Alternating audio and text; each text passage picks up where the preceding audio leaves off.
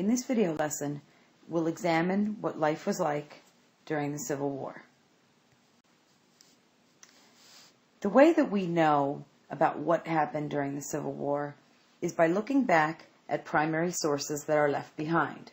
Mary Chestnut, who is pictured here in this picture, wrote a diary that is frequently referred to when researching what it was like for civilians during the Civil War. African American soldiers never fought for the South, but their slave labor was used by Southern soldiers. The North also used African American labor. That changed after the Emancipation Proclamation. The Emancipation Proclamation freed the slaves in the non-occupied states, which means the states that were in rebellion, which means, in actuality, it didn't free any of them at the time. But it also meant that African Americans joined the Northern Army and fought against the South in greater numbers after the Emancipation Proclamation. The South refused to return any African American prisoners. They claimed that they were contraband and they were the property of the South. African American troops fought in segregated units led by white officers. They were paid less than white soldiers.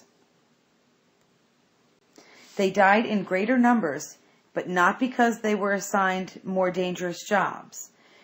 Working in close proximity to one another, a lot of them caught diseases and succumbed to them.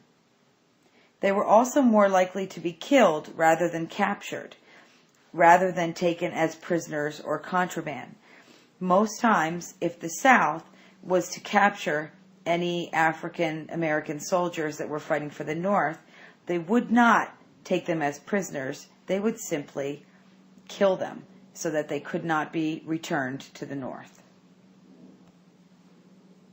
Over 200 African Americans and some white soldiers were killed after they surrendered to Southern troops at a place called Fort Pillow.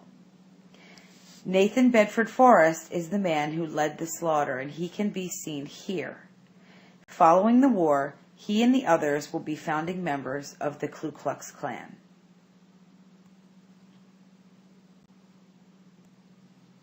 As Northern troops neared plantations, the slaves gained strength, and oftentimes when they knew that the Union troops were near, they broke tools. Sometimes they actually left the plantation and tried to escape and joined the troops, and a lot of times they neglected the livestock so that they would become sick and would not be well enough to be able to be used for food in the South. The war is also going to affect the economy. The South is going to begin to run out of men, food, and supplies very soon after the war begins. They had printed so much currency that it had very little value. And also the Northern blockade was very effective in stopping Southern trade with Europe. And you can see the Confederate currency pictured here with the picture of Jefferson Davis, which is the Confederate president here. It says $100 bill, Confederate States of America, and it actually has a picture of slaves farming on the front of it. Most of the fighting took place in the Shenandoah Valley, which was the southern food production area. That's where they grew all of their food. So Robert E. Lee took his troops to Gettysburg, Pennsylvania, to try to shift the damage to the northern states during the growing season so that they would be able to grow a food crop to be able to continue to feed the South and the soldiers that were fighting. But he was unable to do that. Printing money is very bad, especially when you don't have enough gold or silver to back up the value of the currency. So currency, as paper, actually has no value. Generally, we accept the face value on currency to be worth something, so we give it its value.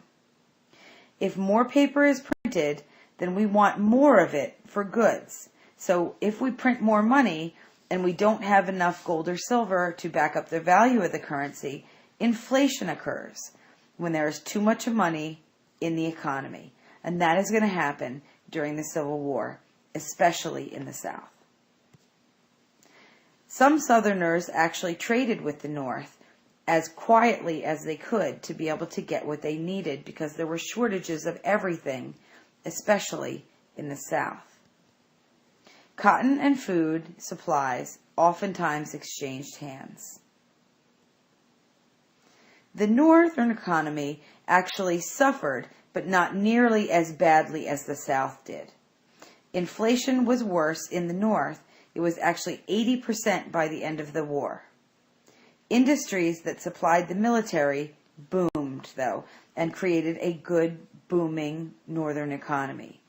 Machinery during this time period takes the place of workers that were drafted into the Northern Army. And so this is going to be a big impact on workers after the Civil War as well, because the jobs that they had previous to the Civil War will no longer exist because they've been taken by machines.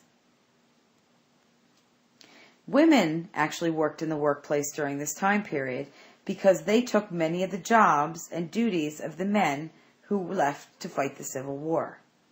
They were paid less money, and this was one of the many ways that business owners made tremendous profits during the Civil War. Northerners paid the first income tax to help pay for the war.